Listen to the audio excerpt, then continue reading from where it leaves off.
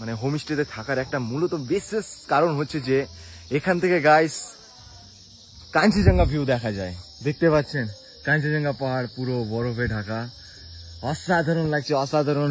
তো আমরা দার্জিলিং এ এসে সন্ধান পেয়ে নিয়েছিলাম 312 টাকায় রুম, যেখান থেকে কিনা সকাল হলে রুম থেকে শুয়ে শুয়ে কাঞ্চনজঙ্ঘা পাহাড়, বরফে ঢাকা পাহাড় পুরো ভিউ এনজয় করা যায়। আর তার সঙ্গে আছে আমাদের বাইকেরও পার্কিং পেয়ে গেছিলাম এখানে। আর এই হোমস্টের সামনে রয়েছে লামাহাটা ইকো পার্ক, যেখানে অনেক বড় বড় পাইন ট্রি রয়েছে, আর এটা একটা ট্যুরিজম প্লেস। ভাবছেন দার্জিলিং ঘুরতে আসবেন, কোথায় থাকবেন, কোথায় বাইক রাখবেন, বাইক নিয়ে আসলে বা কোথায় থাকা জায়গা আছে। তো আমরা চলে এসেছি দার্জিলিং, আর আমরা এক জায়গাতে হোমস্টে করেছি যেটা কাঞ্চনজঙ্ঘা ভিউ পয়েন্টের পাশে। এখান থেকে ভালো করে কাঞ্চনজঙ্ঘা ভিউটা পাওয়া যায়, দেখতেই পাচ্ছেন পুরো পাহাড়ে ঢাকা কাঞ্চনজঙ্ঘা ভিউ। আর এটা হচ্ছে লামাহাটা লেক, আর আমাদের হোমস্টে হচ্ছে ওখানে। দেখতে এই হোমস্টেতে থেকেছি, এখানে ক্যাফেও আছে।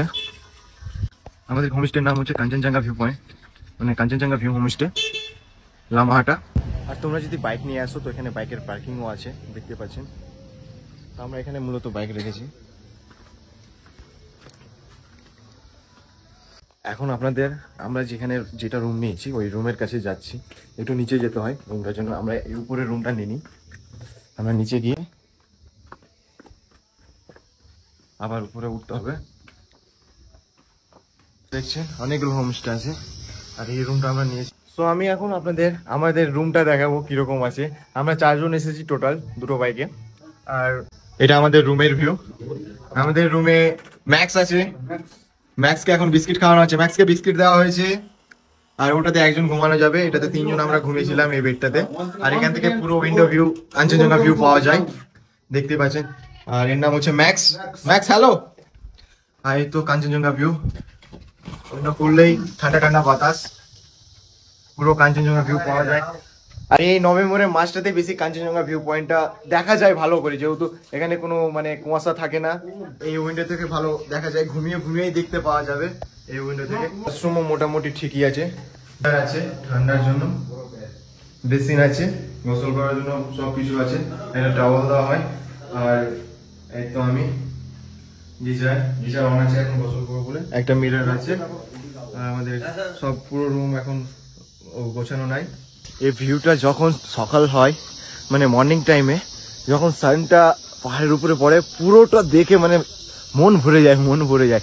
পুরো পুরো পাহাড় দেখা যায়, ভিজিবল হয়ে যায়। অনেক অসাধারণ একটা ভিউ গাইস, অসাধারণ যাকে বলে। আর এটা দেখার জন্যই আমাদের এখানে স্টে করা, কাঞ্চনজঙ্ঘা ভিউ দেখার জন্য, যেহেতু এখান থেকে খুব ভালোভাবে কাঞ্চনজঙ্ঘা ভিউটা দেখা যায়। ভিউ অসাধারণ গাইস, অসাধারণ।